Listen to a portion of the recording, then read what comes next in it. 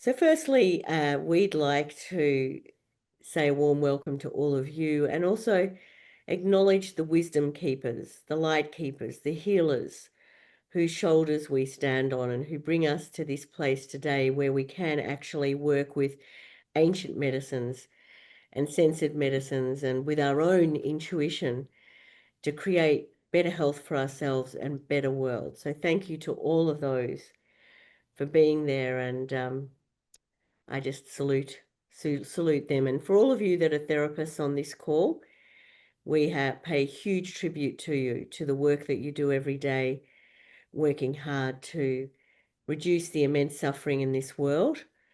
And we honor you for that. And we hope that through the work that we're doing at Mind Medicine Australia, that we're bringing some more tools into your toolbox with psychedelic assisted therapies. So I'm just going to give a very, very quick introduction to Mind Medicine Australia. And also I'd just like to ask, who's a newbie here?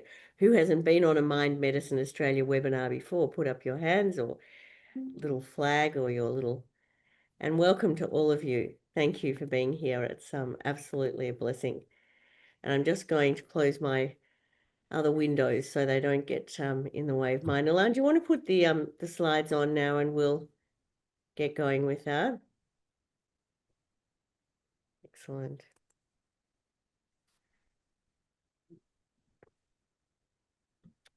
And so far we have people from Melbourne. Well, yes, a lot of us are from Melbourne. We're based in Melbourne, British Columbia, Canada.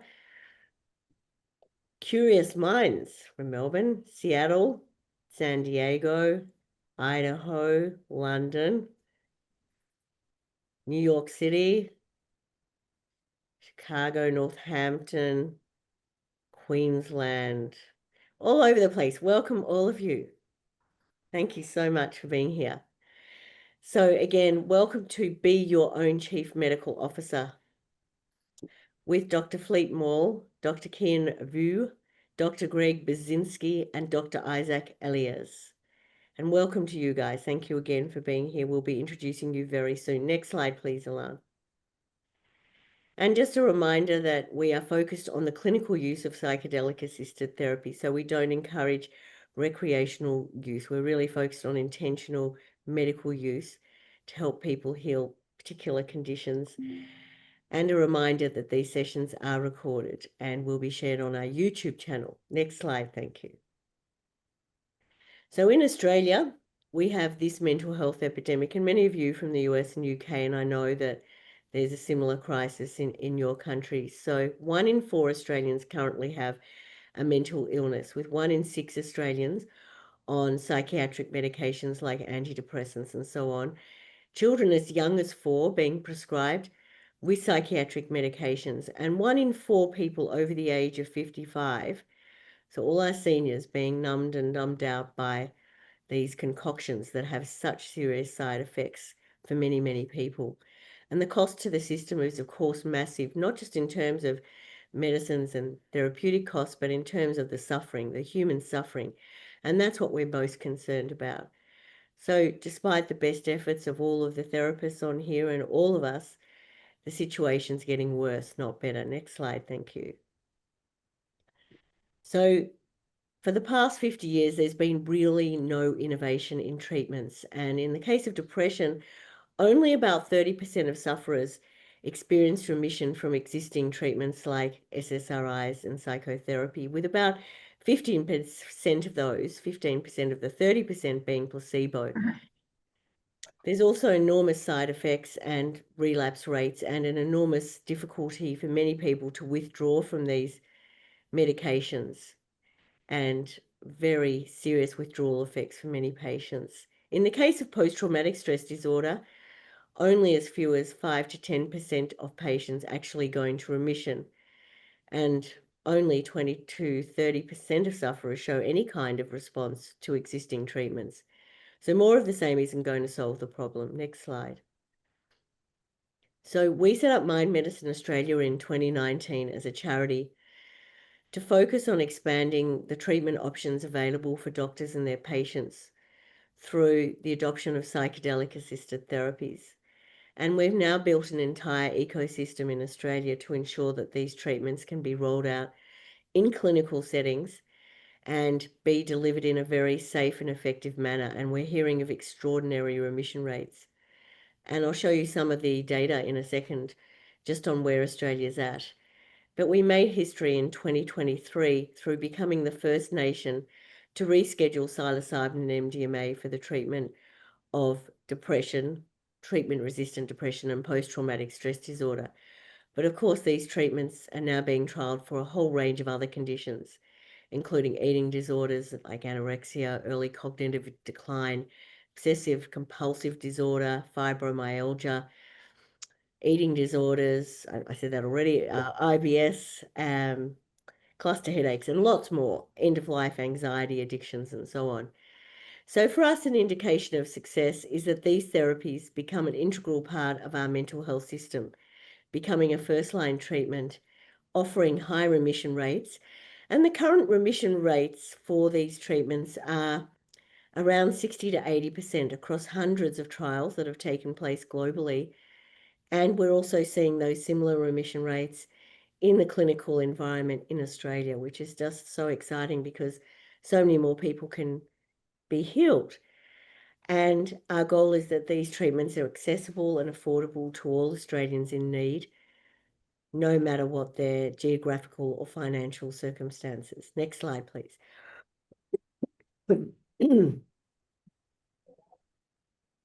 Just one moment, I've just got a cough. And have a frog in the throat. So we see here medicinal psilocybin being used for the treatment of depression and potentially OCD, addiction, and other conditions as well, and psilocybin there for PTSD and addictions.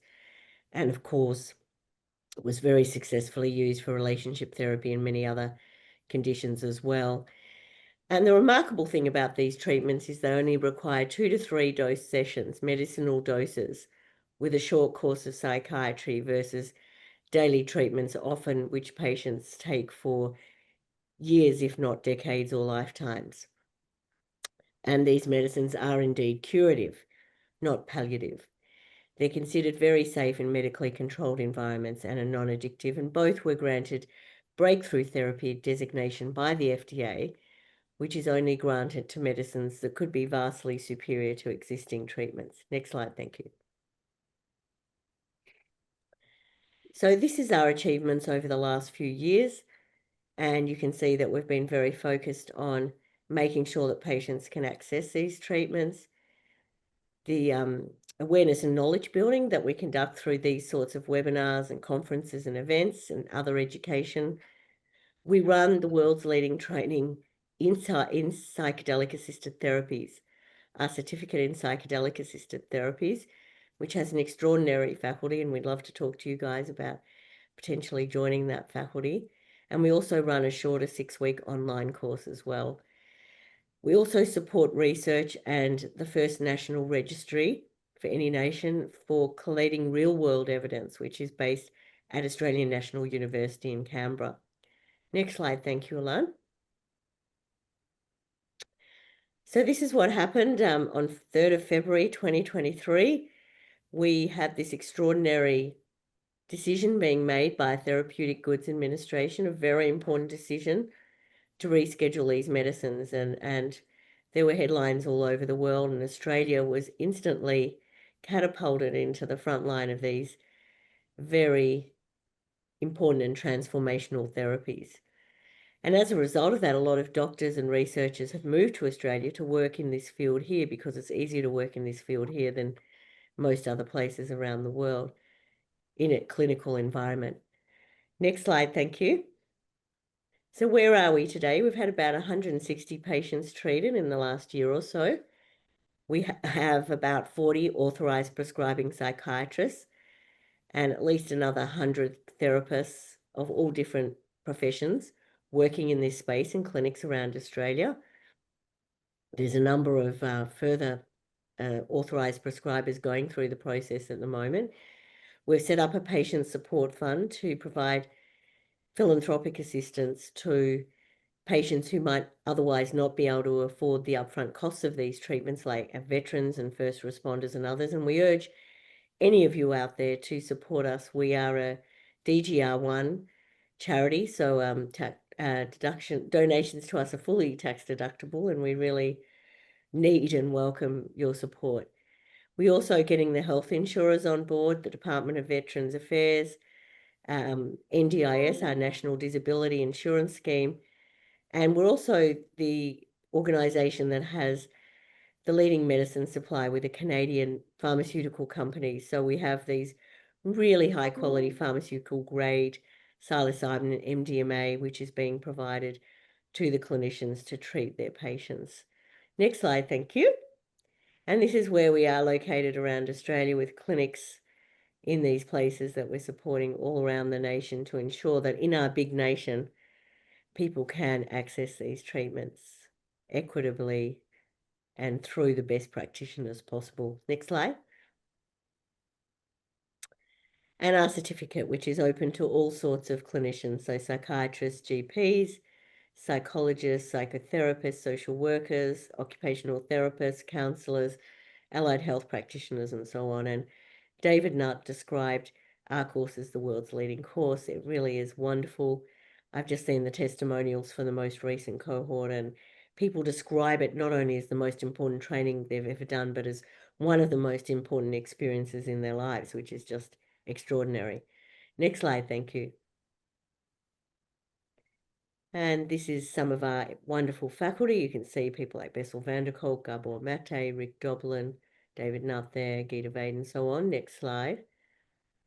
And further faculty there, some of the most extraordinary people that we salute all of you. Next slide, thank you. And our Fundamentals of Psychedelic Assisted course, a shorter course online as well.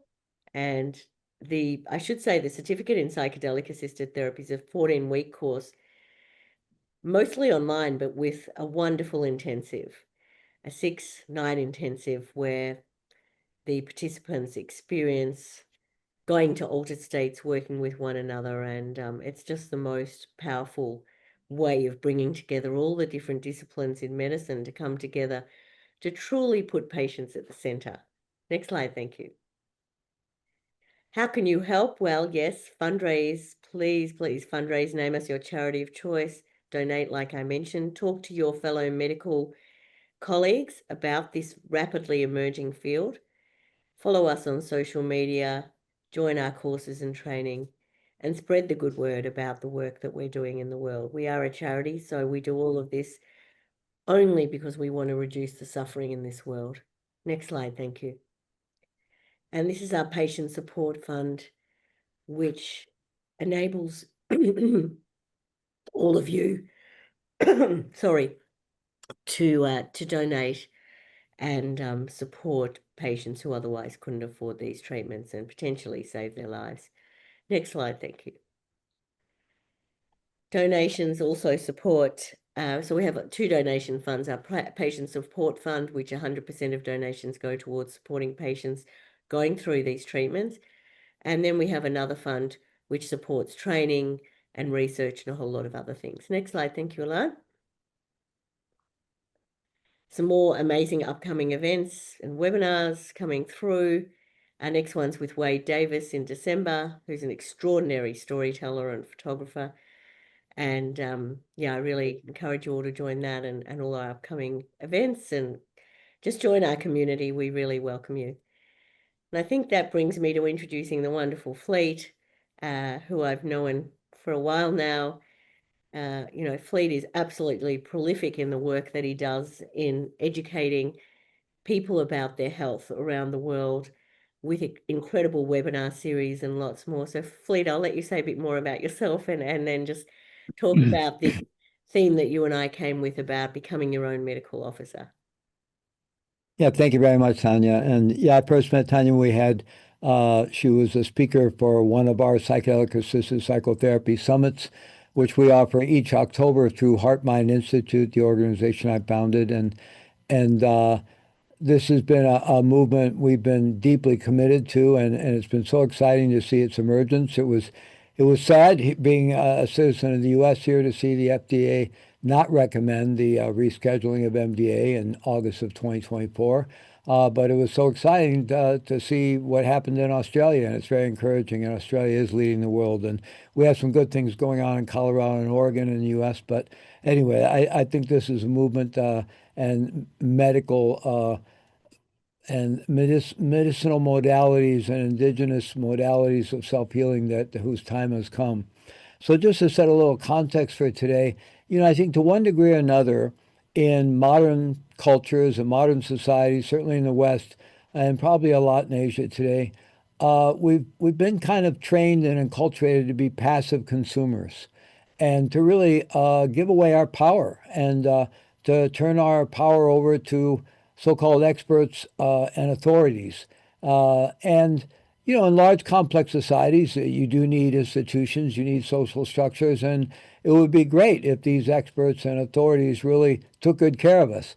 But I think many of our healthcare systems are broken in so many ways. Many of them are so driven by economics, and they're not really taking care of us. And regardless of how we feel about that or whatever we could do to change that, in the meantime, each one of us is really thrown back on our own resources. And I think that's not entirely a bad thing. I think in general, been a cultural momentum over decades now to give away our power and to become passive consumers, and I think much to our own detriment. I personally feel we need to be educated consumers in terms of whatever we're involved with in life. And even in the world of psychedelics, I had a conversation with Rick Doblin and suggested to him that we should have trainings for regular people who maybe want to get involved in psychedelic assisted psychotherapy or want to go to a psychedelic retreat, that they could have a certificate say that they've done their education, they have their self-education done, and so they're an informed consumer, right? And so this really ties into the two things I bring to the world. I'm a psychologist, I'm a mindset coach, and I'm a meditation teacher primarily, and as well as being an entrepreneur and social activist. And I teach a mindset called radical responsibility, which is really about living a choice and owning our own circumstances, owning our own choices, and seeing the power in that. Seeing that when we focus on my choices and what they lead to, and really, empowering myself to become an educated consumer and to live a choice, there's huge personal freedom and power in that. And then the other thing I teach, which I think is important here, is I teach a very deeply embodied approach to meditation that I call neurosomatic mindfulness. And because our the other cultural trend over decades in modern society is we've become very disembodied. We live up in our heads. I have a friend who says the body has been relegated to the role of being nothing more than a brain taxi, something to carry around this supercomputer on our heads. And in part, that's a human condition because it is a supercomputer and we've become quite fascinated with it. But still, much to the detriment because we need to come home to the body. And the body has inner healing intelligence. And this is throughout our indigenous traditions. This is what we're discovering in the world of psychedelic medicine. Most of the leaders and pioneers of psychedelic medicine, as well as holotropic breathwork and other methods, say that these medicines and these methodologies help us connect with an inner healing intelligence that's innate that we all have. And when we come back into the body and come back into a really deep relationship with our body, number one, we're so much more sensitive to what's going on with our body. We're just going to make better lifestyle choices all the way along. We're going to make better nutrition choices, better exercise choices. We're just going to take better care of ourselves. But also, we can tap into the body's natural resources for healing itself and really drop back into source. It's sort of like if you think of the ground source, whether we think of that in religious terms or we think of it as the quantum field or however what, but the deep strata of being that is really the source of life for all of us. If we can plug back into source, you can just have to imagine that can create a reset that can really allow for profound healing. And we have three amazing physicians here with us tonight. Dr. Isaac Eliaz and Dr. Gregory Burzynski and Dr. Kien Vuu.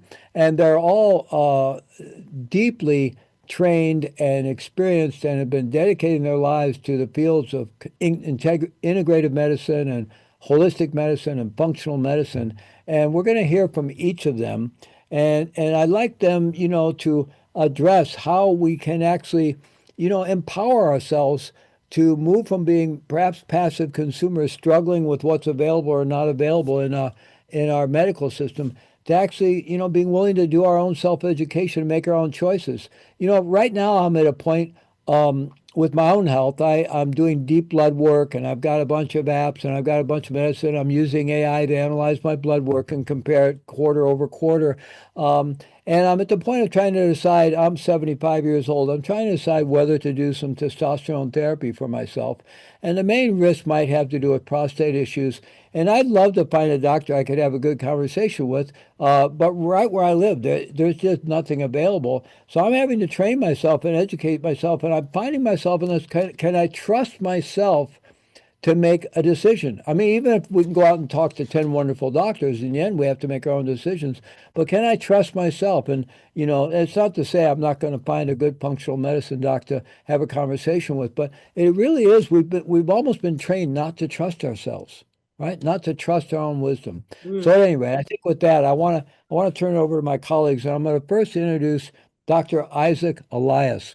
Isaac Eliaz has been an expert in the field of integrative medicine since the early 80s with a focus on cancer, immune health, detoxification, and chronic conditions.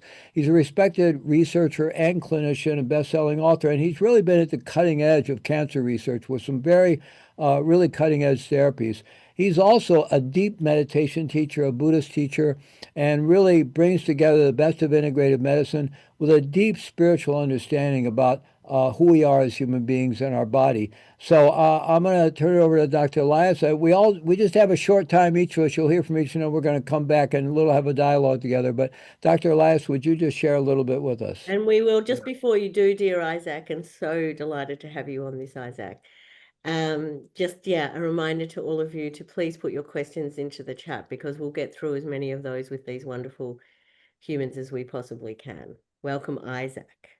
Thank you. Thank you for the opportunity to speak in this very, very interesting topic and very interesting, the foundation, the mission. And being your own medical chief officer is a good idea. It's also a challenging idea because, as Fleet said so well, do we know enough to really do it? So I want to take a little bit of a step back for a moment. Also, my background, my life work, being an NIH-funded researcher, a physician, a licensed acupuncturist, and being extremely esoteric with decades of training in meditation, and specifically meditation and healer, and having the privilege to treat some of the greatest meditation masters in the Himalayas over the last few decades and see things that literally regular science and logic cannot explain. So I want to take a little bit of a bigger view. Before we want to be the CEO of our health, we need to really look at ourselves. And this is something that is not exclusive to doctors. In fact, it's harder for doctors to do it because they are biased by their education, by having a certain point of view, is what makes us heal and what makes us sick. That's really a very primal question. And then what is healing? What is short-term healing? What is long-term healing? And what is infinite healing? And that's where these different concepts come. So we can say that short-term healing is if you have a cold. And from a Buddhist perspective, we can say short-term healing is feeling better this life. And compared to long-term or infinite healing. All of these have esoteric implication, spiritual implication, psycho-spiritual implication, emotional implication, all the way to our cellular level. So taking this as a framework, we want to look at what is the basic drive that keeps us alive. And the basic drive that keeps us alive is survival, a survival drive, right? We are alive because we survive. So this survival drive is built in us. It's innate in us, and we come into this world with us, and it's also what causes us to suffer, to have pain, to actually get sick, to live a shorter life, and also to live a painful life. And that's really the survival paradox, really the topic of my book. But we want to look a little bit about how it affects our health. So if we look at the survival, and I'll tie it to psychedelic as a concept. I'm not an expert in psychedelics themselves, but as a concept. But I've worked with a lot of people who have used psychedelics, and so I can give some of at least my insight. So if we look at what drives survival, what is survival? Survival is our inability, our innate inability, to accept that everything is changeable, that nothing stays the same. The only truth in our existence is that everything is impermanent. We say in Buddhism that everything is empty of true, solid, unchangeable, independent nature. It changes all the time. But we don't like to accept this change, especially the issue of death, so we hold to things. So this holding, this grasping, this contraction is a driver of our survival response. It's the driver of suffering, for example, in Buddhism, and it's the driver of reactivity. And reactivity is at the source of every single disease, especially, for example, in the topics that were brought, that Tanya brought, obsession and PTSD. PTSD, per definition, is grasping and holding to something that already happened, and whatever triggers it makes you shoot from the past into the present. That is PTSD. PTSD is a looping of grasping that we can't let go of. So when we look at this reactivity affects how we react in life to the outside world. For example, look at our conversation. We react to the medical system, right? Many of us, potentially all of us, see the flaws in the medical systems. Otherwise, other people will be great defenders of this medical system, out of reactivity also. No difference. So our opinion, our life responses are driven by this reactivity. So this reactivity affects us in the world, right? Look at the geopolitics, at the divisiveness and at the inability to accept somebody else's opinion. But it also affects our body. It affects our body all the way to our cellular membranes, all the way to our cells, all the way to our mitochondrial function. Our cells will say, I want this, I'm going to take it in, or I don't want it. Our cells will say, I'm keeping it, or I'm pushing it out. This reactivity is determined by outside stimulus. For example, on a cellular level, it can be toxins, heavy metals, mycotoxins, circulatory problems, physical traumas, emotional traumas. It can also be genetic and especially epigenetic through traits that trigger this reactivity. So once we understand this, we now have a door to any level of healing. Healing on a very broad, long-term, and very acute healing. And very acute healing as well. Because we can create a shift in our reactivity on all these levels. And if we look at our body, our reactivity, because it's innate in us, it's automated through the sympathetic system, through the autonomic nervous system.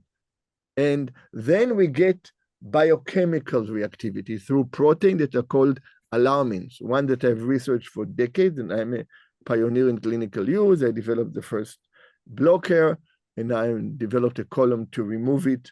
And I'll give it an example of the topic today, is galectin-3. So galectin-3 is a survival protein paradox. Initially, the interest was in cancer and metastasis, long-term processes.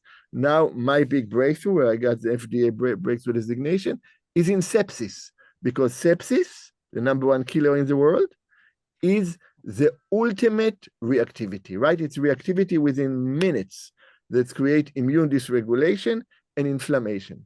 So inflammation is reactivity. Everybody says that inflammation drives disease. Inflammation doesn't drive anything. Inflammation is a reaction to the survival response. So how can we change it? We change it on a very broad level if we can shift from a state of reactivity to a state of acceptance. And that's the shift, and Fleet's name of his institute, from the mind, from the head, which stops, which analyzes, to the heart. The heart never analyzes, never stops. The heart is never reactive. It's always accepts, always accepts. And the difference is between reactivity to responsiveness, to acceptance, to forgiveness, and to transformation, to love and compassion. So these very global, huge shifts in our perception go all the way to the cellular level. What the membranes will accept, what the cells will accept, and in a broader way, what our community will accept.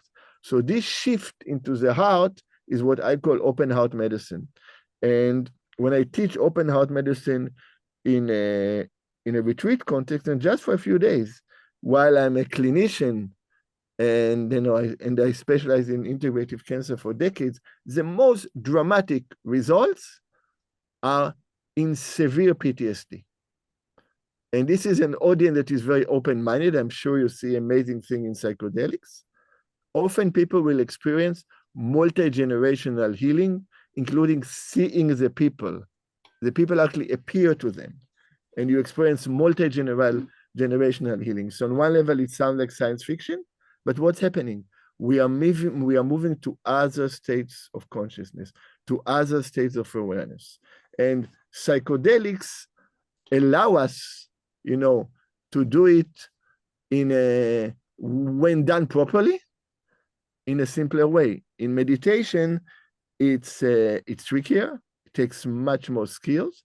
Of course, it can have a little bit of sometimes a longer effect because it's you are doing it on your own. But this is really where it ties all together. So from a practical point of view, just to end, since we are reactive, the first thing that all of us have is we need to create space. We need to slow down, right? We need to slow the pace, right? 50, 60 years ago, we would want to communicate with someone. We would send a letter and we would say it will come in 2 weeks or in 4 weeks. So our unit of time was 2 weeks. Now, if you are 30 seconds late for a Zoom call, you text the other person, are you coming up? And people apologize, I'm sorry, I'm 30 seconds late. So we move in very small timelines. We are bombarded with information, including in the medical system. So the first step is take a step back, take a deep breath, open up, and loosen the grasping. The second step, connect with your heart.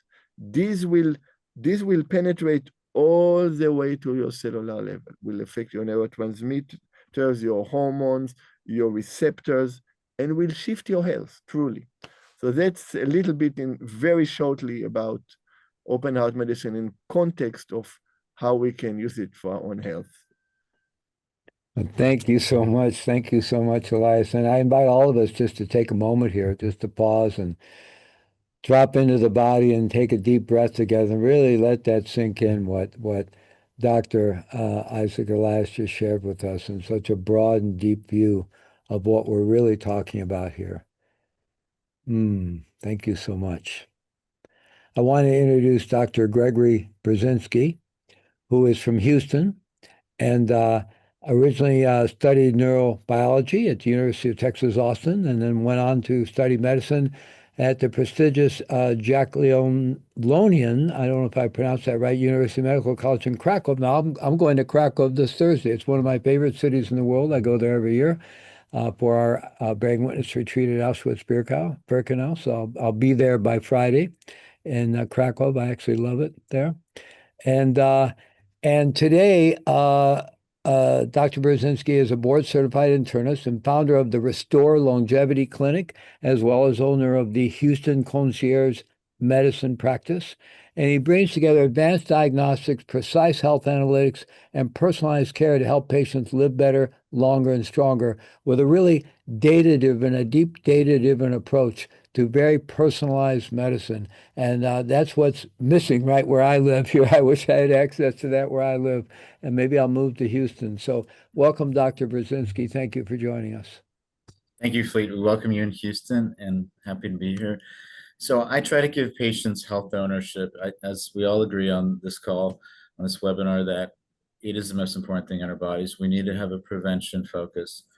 And what is a chief medical officer? Well, in a hospital or medical company, he oversees all medical decisions, strategy, quality, outcomes, innovation.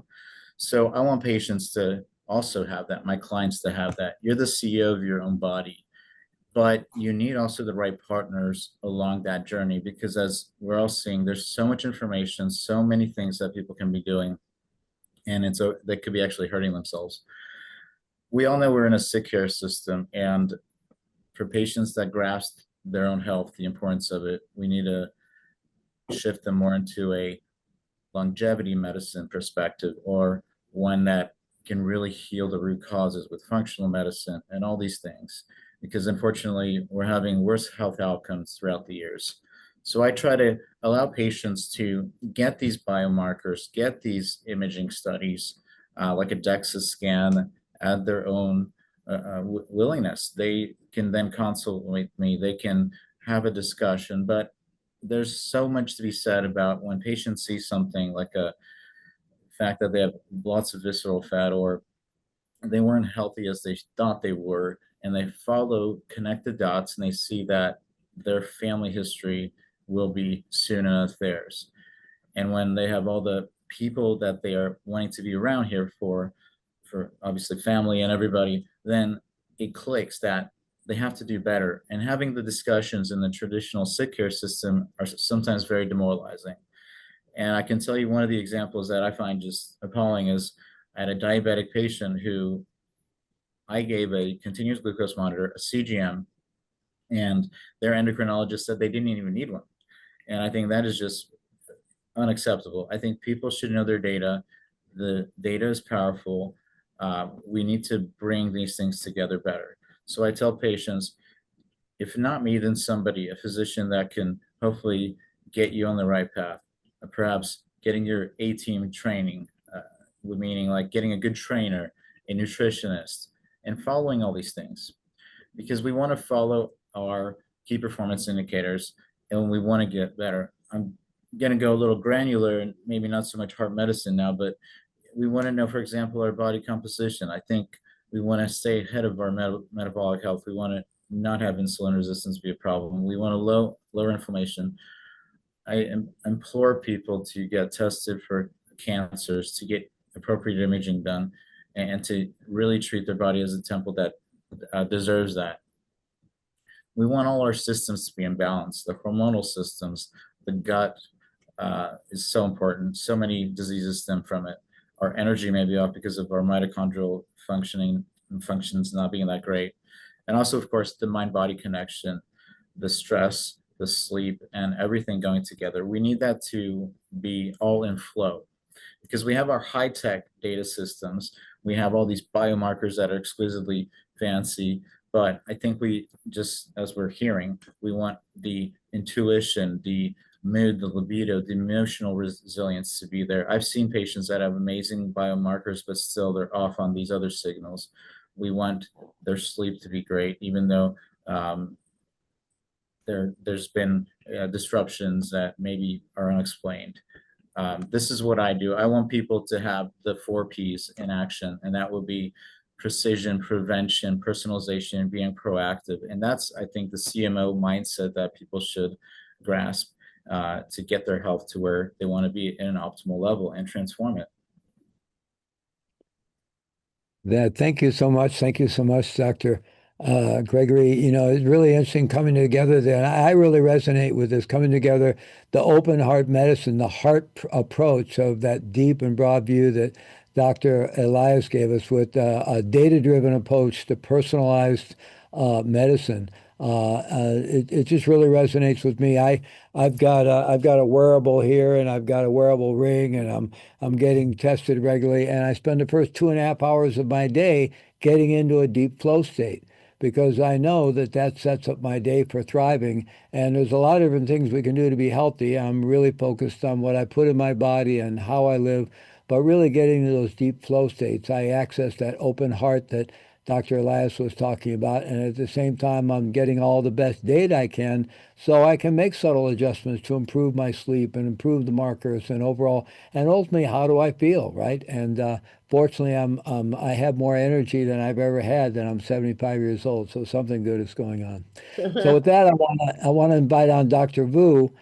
Dr. Kien Vuu is known as Dr. V affectionately by many, many people, and he's from UCLA. He was a doctor at UCLA and been involved in National Institutes of Health Studies as well.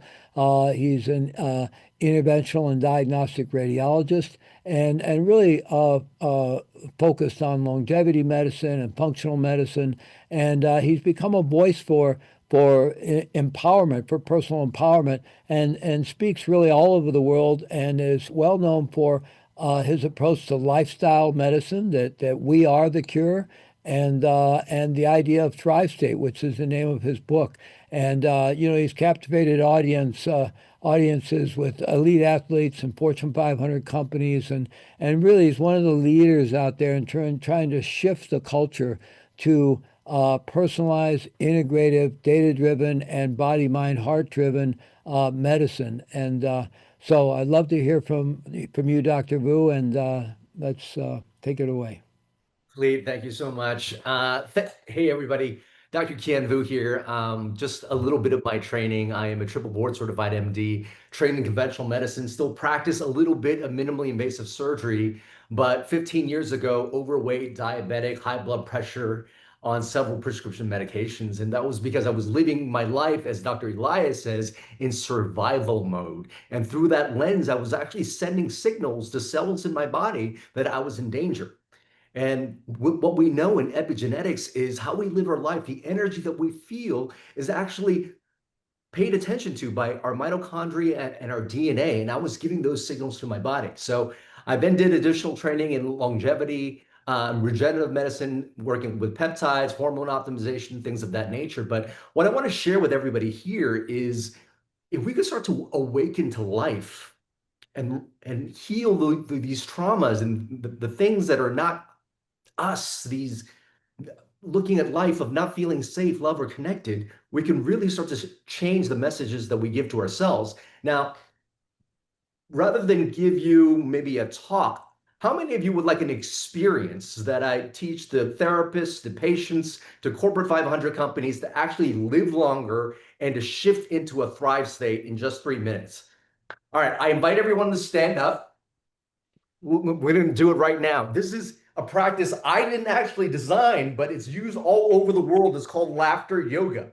This is when we use our breath, our body, and our deep connection with each other to shift out of our default mode, survival mode, into a different state. And all you have to do is, if you play full out, if you actually engage with this, you will actually increase your mitochondrial efficiency, you increase your endorphins, and you'll activate your thrive state. So all we do is this: put your hands together just like this and start clapping. Now we're going to clap side to side now. 1. Now let's say he, ha, ha, ha. Say he, ha, ha, ha, he, ha, ha, he, ha, ha. Hands up. Take a deep breath. Then laugh on the way down. Very good. Now, the next thing I'm going to teach you is a childlike chant. Now, if you play full out and start to play with this, have fun with this, when you're in a state of play, you turn off your default survival mode. You can't be in a state of play and be in survival at the same time. So as a kid, you just want to be like this. You're going to say, very good, and jump up and go, yay! Ready, we go. Very good, yay! Yay!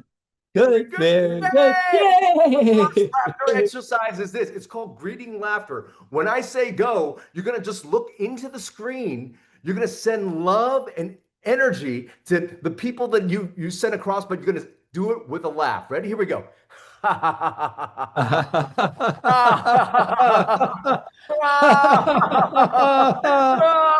everybody go, he, ha, ha, ha, say he, ha, ha, ha, he, ha, ha, ha. Put your hands up in the air, take a deep breath in, then laugh on the way down.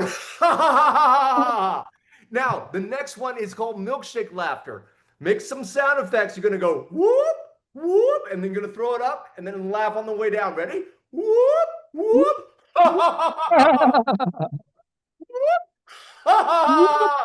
And very good, very good. Very Yay! good. Very Hey! good, very good. Very Yay! good. The next one Hey! is jungle laughter. Now, as the king or queen of the jungle, you're gonna march around and give everybody a laugh and let people feel it. Ready? Yeah! Yeah!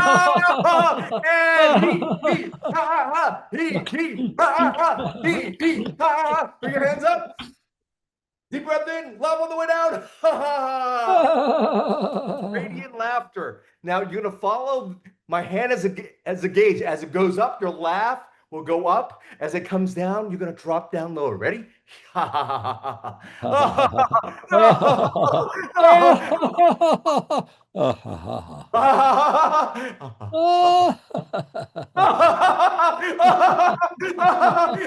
everybody go, very good, very good, yay! Very good, very good, yay! Yay! Have a seat, feeling great. So, Wow. just a period of time, you could shift how you feel. You know, sometimes when we're in our default survival mode, we have these thoughts that are just lingering through our mind, and that allows our body to drop into these states of survival. And that's the message we give to ourselves. But with psychedelics, with breath, with meditation, with these techniques, we can quiet down and shift and pull out all the lies, all the beliefs that are not us, but we're not feeling safe, loved, and connected, that we could recognize that we are alive, that we have this breath, and we get to choose how we want to feel in this moment. That state is the messages that our cells are listening to. So what message do you want to give to your cells? Give that to yourself. So when we become our chief medical officer, what do we want to do as the consciousness that is governing all the cells that are listening to what's happening? What message do you want to feed them? Tell them that they are safe. Tell them that they are loved. Tell them that they are connected. So my friends, I hope you can use that exercise as something you can ground to and recognize there's so many additional tools. And if you like some of this, follow me on Instagram and get a bunch more stuff. But I hope you enjoyed that. Oh, thank you so much, Dr. Vuu. That was amazing. That was amazing. I used to sit in on a laughter yoga call on a regular basis. I think I need to get back to that. Absolutely wonderful. So, Tanya, I'm going to turn it back Yeah. over to you to lead the No, question, thank you. the dialogue here. No, thank you so much. I mean, all of you just have brought, you know, a freshness and, yeah, different aspects to this whole question, which is so deeply important. And I think that so many of us are carrying trauma, particularly epigenetically. I know as the daughter and granddaughter of Holocaust survivors, that has been a huge part of my own healing journey and really what brought me to the medicines to begin with. So there are some questions I saw earlier, and of course we invite you to please put your questions into the chat. But I will just go to a couple of the earlier questions that were in the chat. One of them was, and one of you guys, perhaps Greg or someone might like to comment on this. What does the medical therapy industry say about the current dismal statistics of drugs like SSRIs? Greg, would you like to comment on that a little bit, just the failure of SSRIs and other medications, and what is the actual, you know, the not your CEO, the institutions and everyone doing about this? Well, they know they can do better, but they still Yeah. try to push their drugs, I feel. I have a psychiatrist across the hall from me, so he realizes what he's doing is not the best. He does a lot of TMS. So there's other strategies that are better than the serotonin theory. hopefully in time we'll get there, but psychiatry is still suffering a lot. Yeah, it's very sad, isn't it? And there's quite a lot of studies coming out now that are actually showing the terrible inefficacy of the SSRIs, but also the terrible side effects. More and more studies are coming out about that. And of course, the statistics, that we showed you in Australia and that would be similar in the US, is so tragic. There's also I want to comment on it. sure, As please. somebody who has never prescribed an antidepressant, and I'm now a physician for 40 years, we have to be respectful for people who are not in a place that they want to do the work, and it helps them. So it's very important for us to keep our mind open. And I'm coming as somebody who has never prescribed a psychiatric drug in his career, So and they're definitely very limiting, but it's part of keeping our mind open, just like we want people to be open to psychedelics, right? We want to keep people open to, it's very important. If we want to shift, what all of you, when we look at a biomarker, like what Gregory was talking, a biomarker can show something that relates to metabolic issue, to circulatory issue, but it can come from many deep levels. There's a way to look at biomarkers in an esoteric way, in a psychological way. Somebody works with biomarkers all their life. So same thing with being opened to a patient-driven. As part of being a CEO, we are given the choice to choose anything we want. So I want to take it to this level. It's really important. It's the basis. Equanimity is at the basis of everything. And that's the basis of healing. The only way survival, like Dr. V said, the only way to let go of survival is to experience this place of equanimity, of acceptance, including accepting something that we don't believe in. So I just wanted to make this little bit of maybe a controversial comment, but just to show you what I mean when I say really be open, That's an example. That's excellent. Thank you. And it's wonderful having that perspective. I totally agree with you. Yeah. Also, Fleet, there was a question about your flow state. Can you give a very brief summary of how you get into that flow state each morning? Oh, yes. Well, we've heard about if you're into, biohacking or supplements, people have their supplement stack, or we have habit stacking. So this idea of stacking, even if you were an audiophile, you had your stack of components. So I've been experimenting with different body-mind technologies for a long time. These include tapping, EFT or tapping, breath work, visualization, affirmations, many different types of breath work, different types of meditation, and so forth. So I experiment with a stack. I have an hour-long stack I do every morning that probably is 10, 12 different practices. I do them in different orders, but ideally, and also a gratitude practice is built in, and I'm moving into a deep state of flow. Then I meet my wife, and we do our traditional meditation practice from the Tibetan Vajrayana tradition, and they've been stacking practices for thousands of years because those practices involve basic meditation, visualization, liturgy, presence, all these different things, working with light, working with inner energies, and so forth. So basically, I try to end, my 2-hour time, which is before I then head off to my workday, where I'm really sitting there just in a deep state of flow, sort of vibrating with gratitude and possibility and openness and love. And I figure if I can get myself to there every day, it's got to be good for me. That's why you're so good, looking so good. You're looking even better than when I first met you. There's a question here, Isaac, about your galactin-3. I mean, Isaac is the most extraordinary inventor. I take one of his products, his citrus pectin, every single morning, and I highly recommend it to you. And Isaac, you might just briefly mention what citrus pectin is in this such a toxic world we're living in. But also, someone's asked about your galactin-3 and the breakthrough connection to sepsis. Would you just briefly because I want to leave time as well, just for a couple of other questions, just mention that to speak about that? Yeah, of course. And this is a part that I've invented already. It's not part of my activity, but it's still helping hundreds of thousands of people. Galactin-3 is this protein that drives the survival response. So it's an upstream molecule that drives the whole inflammatory process, the whole cytokine process. So I developed the blocker, pectosol modified citrus pectin, for blocking it, and there are over 100 trials, published papers, and it's really, I think it's the most important supplement as somebody who is not involved with it on a commercial level. What I mentioned, I found that when you remove it through therapeutic apheresis by creating, I'm working on a column that just removes galectin-3, just galectin-3, you can't even see with your eyes the amount removed in very aggressive sepsis porcine studies.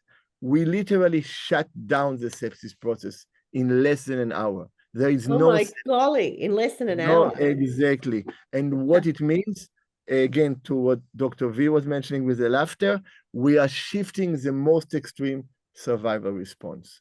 So this is part of my life, while my spiritual practice and decades of meditating for hours a day and going on retreat is also getting to the same place from a spiritual point of view. So it's an interesting journey where I discovered the biochemistry, and I'm still, no, I'm on the same path. The flow is always a flow. It never stops.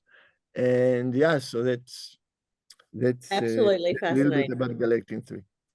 Yeah, I mean, I think that combination of the science with the spiritual with you, Isaac, is a wonderful juxtaposition. There's a question here. I might ask you, Ken. How do you think we can ensure that the many corporations that profit from ill health don't stand in the way of us being the CEO of our own health through the methods described today? I'll start with you on that question. So you're on mute, Ilan. Can you help Ken for one moment? Just one sec, Ken. We'll be right there with you. Now. Good. Sorry. Yeah, I used to be concerned about what regulations is, how the government might shift the way I practice or these rules, and all these other corporates have power. And certainly we can be in survival mode when we fear what the outside might be doing.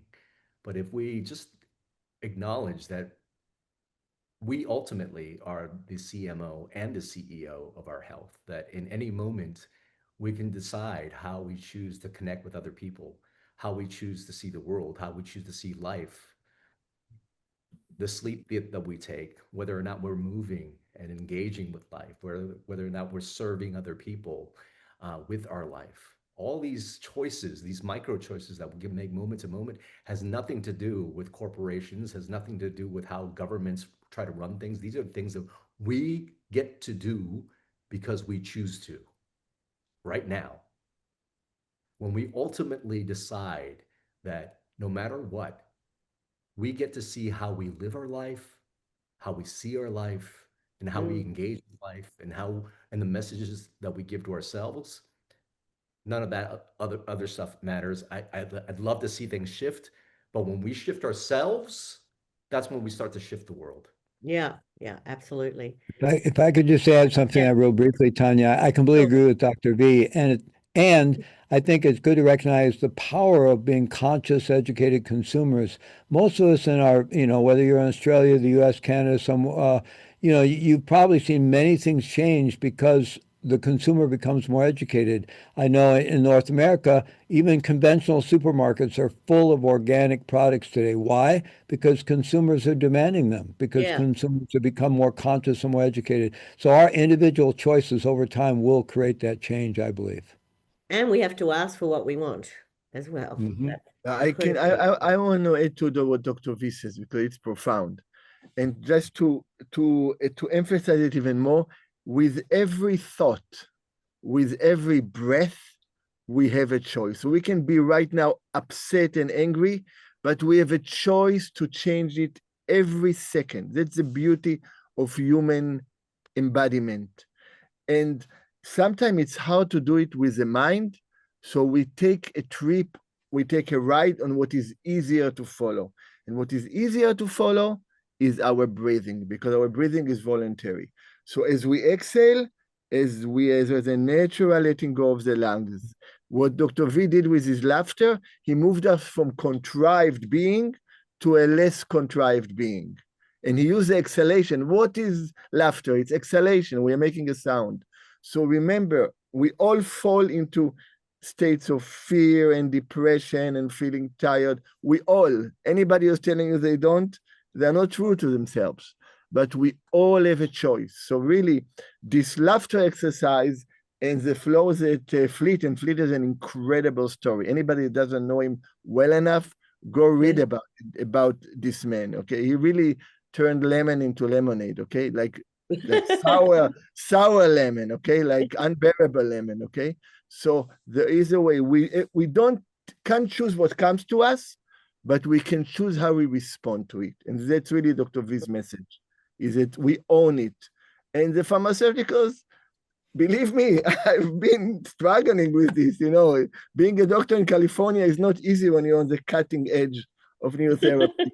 You get used to it, and fear keeps us, it's so true. So really, just wanted to. No, absolutely. And just doing some vagus nerve exercises, and everyone can look these up. And look, being a singer myself and humming a lot, I just really also, I love the laughter, Kien, and I also encourage you all to sing.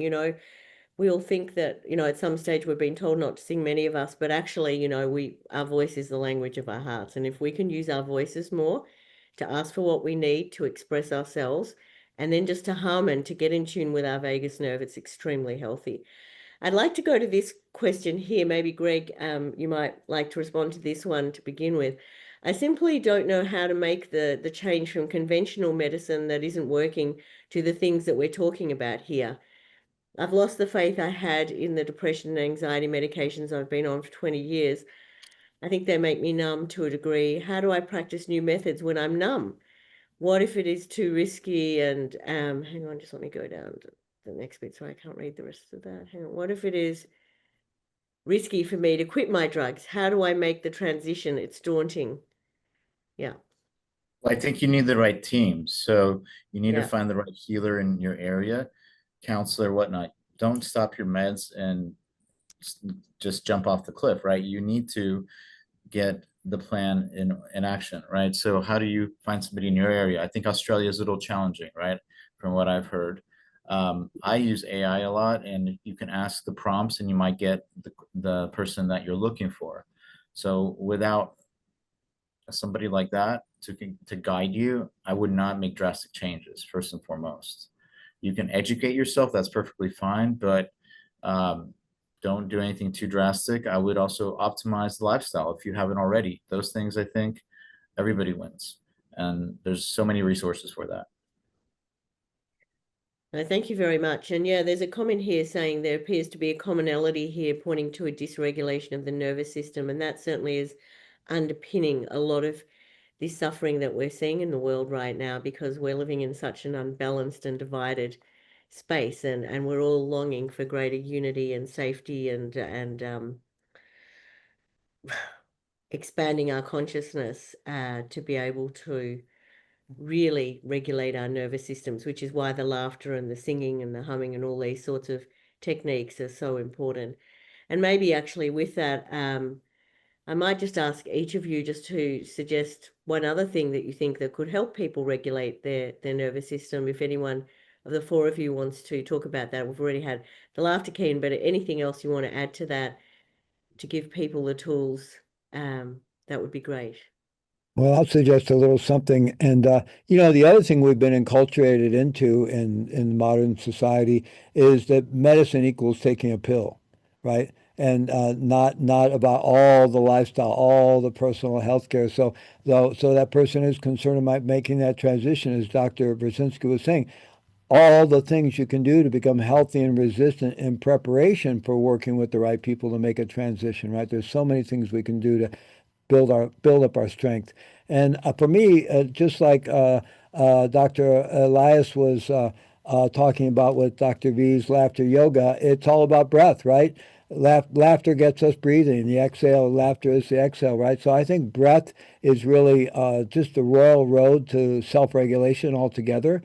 And I'll invite a very simple tool here that anyone can learn, and we'll all learn it right now. It's a very simple tool called straw breathing. You breathe in through the nose with the mouth closed. Then you breathe out through pursed lips as if you're blowing through a straw. You can use a straw, but you don't need a straw. So in through the nose. Let's all do this together for a couple minutes. In through the nose. out through pursed lips, in through the nose, out through pursed lips. So keep breathing like that. And then we're going to count so that the out breath, the exhale, will be twice as long as the inhale. So I'll count us as we breathe in together. In, 2, 3, 4. Out, 2, 3, 4, 5, 6, 7, 8. In, 2, 3, 4.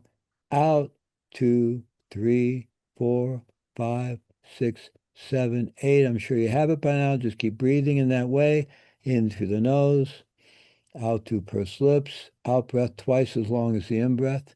And you'll find yourself just calming down, coming back into a state of optimal regulation. Very simple tool. You can use it anytime, anywhere. You can add a pause in the middle and create 4-7-8 breathing that was popularized by Dr. Andrew Weil.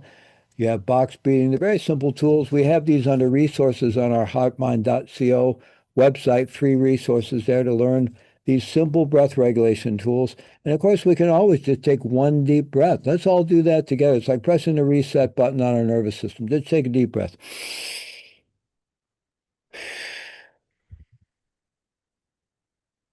The breath is our best friend. Absolutely. I'll build something on the same exercise. So just put your hands on your chest and just feel the warmth of your heart. Connect with the warmth of your heart. And it's kind of astonishing when you feel it. It's like a wow, and let the warmth go everywhere. And now from this heart being the focus, go back to fleet breathing. Through the nose, 1, 2, 3, 4, and out double, whatever is your pace. But your heart is leading you this time. So you still have the diaphragmatic breathing and the regulation of the nervous system, but it's coming from the heart, and feel the difference.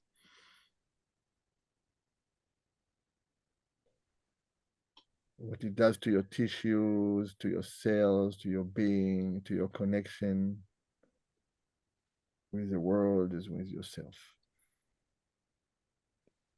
Feel the softness, the acceptance.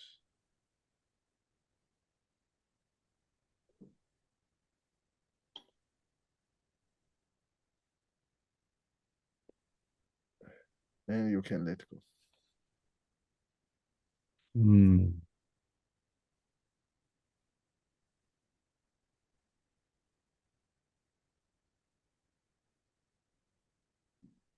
Perfect. I think one of the great things there, Greg, that you said, and I think we'd all agree with this, is, for all of us, finding our healing circle, our healing team. And that can be practitioners, it can be ourselves, it can be, our pets, it can be a tree, or a flower, or a seashell, or, there's so many things that can be part of our healing team. And I think that's what I was healing. You say, Fleet, was about your morning. It's like your healing team's there. Suddenly your wife comes in a little bit later, and, it can be a partner, of course. It's just beautiful. Or, we might go on a walk with one of our kids. But these can all be part of our healing team, our humming, our singing, our laughing.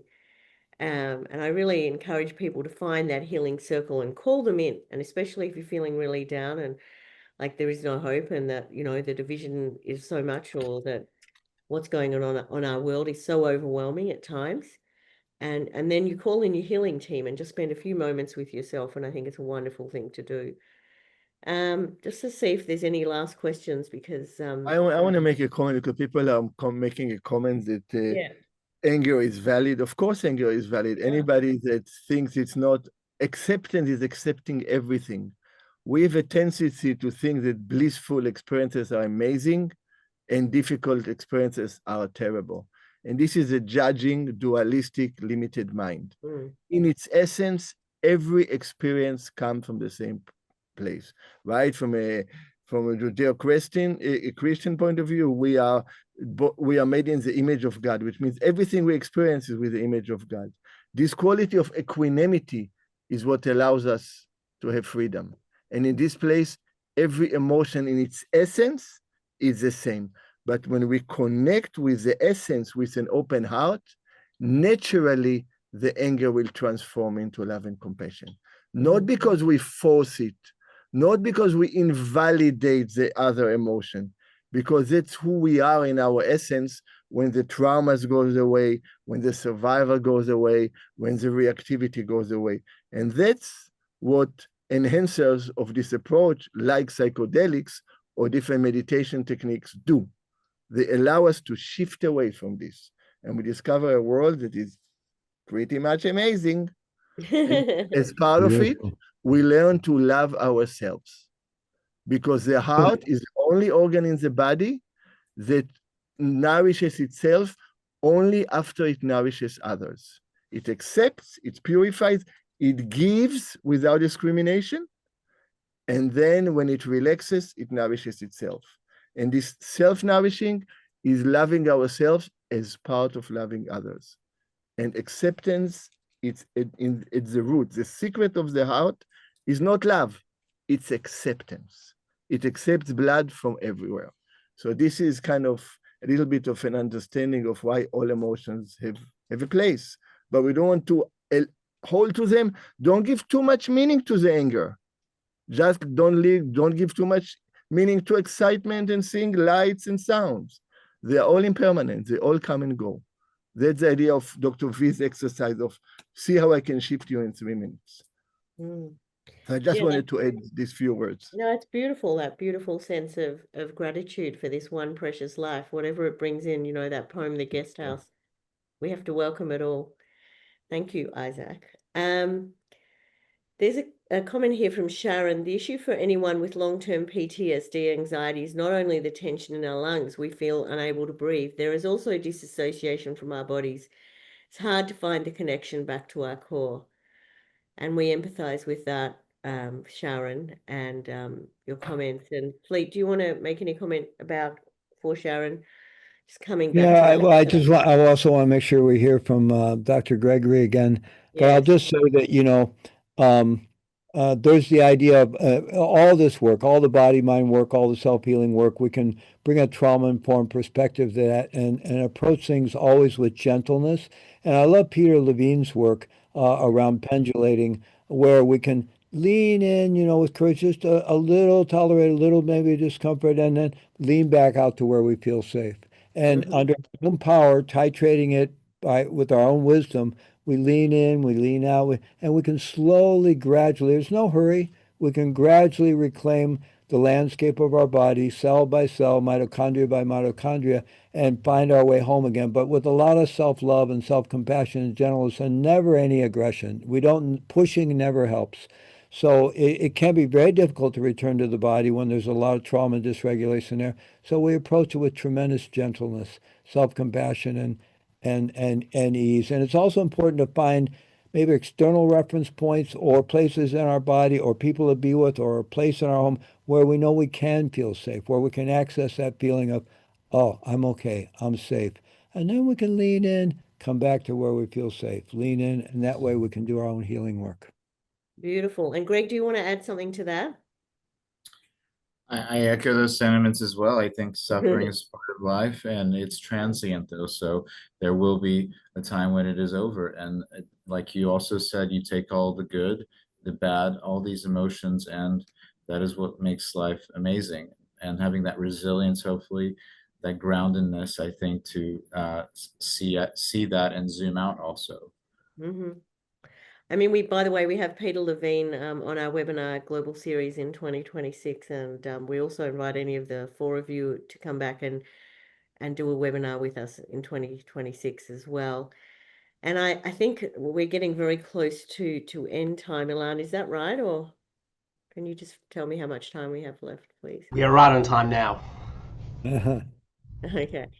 Tanya, I just wanted to offer one quick thing if I could. This is something I've discovered recently we do all these summits, so I get to interview all these incredible people like Tanya and Dr. V and Dr. Eliaz, and we're going to have Dr. Gregory on one of our summits soon.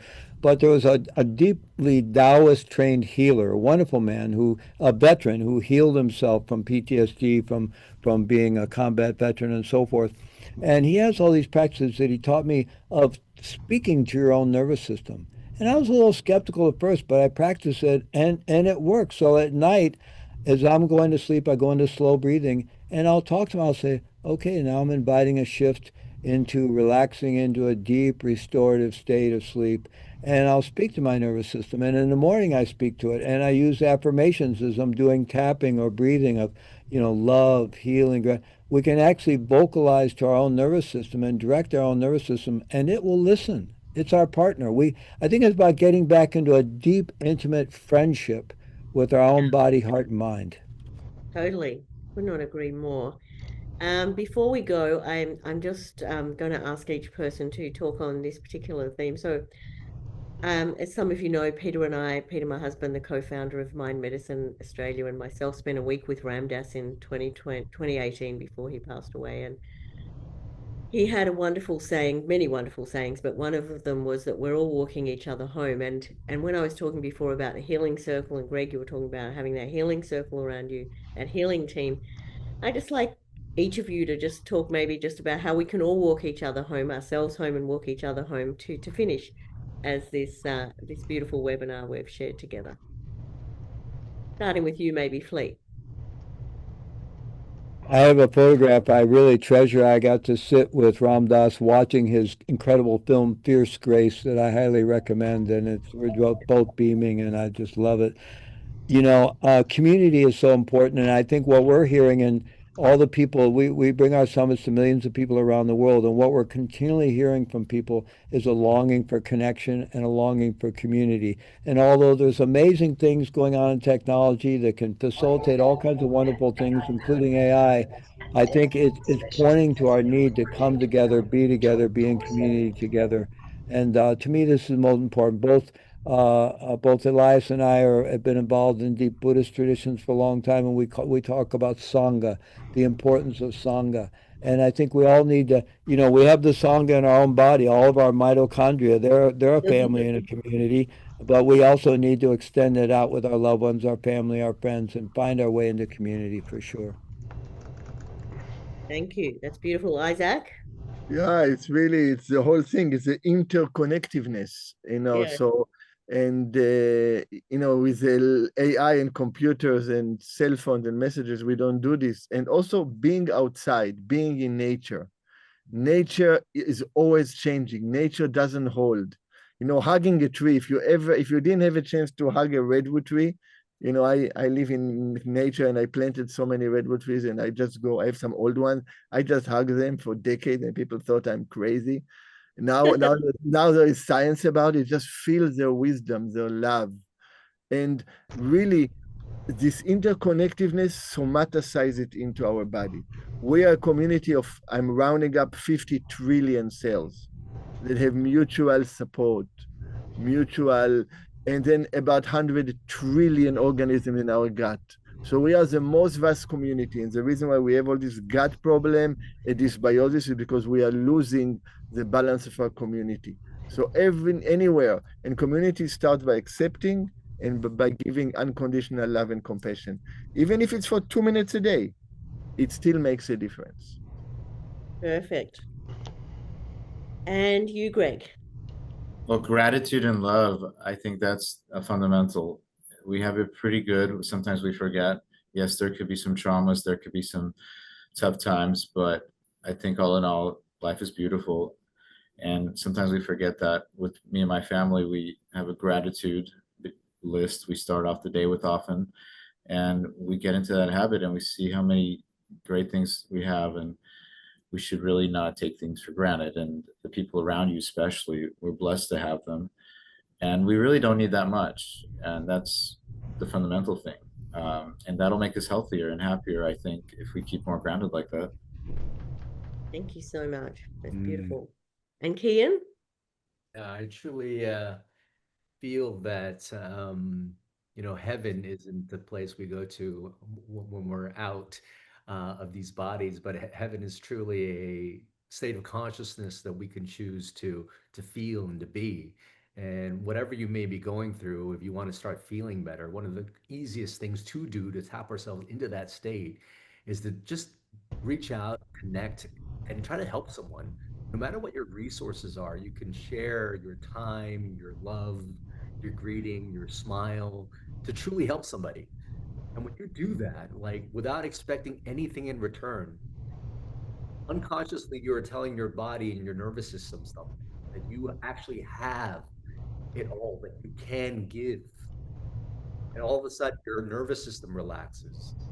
So giving without expecting anything in return, when you become the reason why people think that they're actually experiencing heaven right now, you turn off your own survival mode operating system and you're shifting the messages that you're giving to your own self. So, today I encourage you, if you have the moment, right after this call, reach out to someone you haven't connected with, before. When you see a stranger, smile at them, you know, share that energy and intention with them. That's how we can walk each other back home. Oh, that's beautiful. Thank you. It's gorgeous. Well, I want to thank the four of you. And Fleet, I know you were talking about maybe sharing this webinar on your platform at some point, and and love to talk to you about that. Absolutely. And also, it might be a nice gift for your following as well. And we'll certainly be sharing this, and we'll be sending out a thank you note to all of the participants and everyone who also registered, who will be watching the recording, and we'll have some links on there. And I will, yes, share my new song where we're walking each other home with everyone, which is in my tribute to Ramdas. And I just want to thank you, Fleet and Kian and Isaac and Greg, just for your incredible wisdom and your big hearts and the healing that you're bringing into this world. We so need you, and to have your shoulders for all of us to stand on as part of this community as well at Mind Medicine Australia is just incredible. And we're building a movement for people to become their own chief medical officers so that we can all take the steps that we need and build our healing teams and walk each other home. So I just want to thank you all from the bottom of our hearts for being part of this, and all of the audience, your contributions and support of Mind Medicine Australia. Thank you, and lots of love. And until our next webinar with Wade Davis in December, and please be in touch. We'd love to help you with anything that we can. Lots of love. Thank you so much. Thank you, Tanya. Thank you, so much to everybody. my colleagues. Thank you all for being here. Thank you. Thank you. Be well, everyone.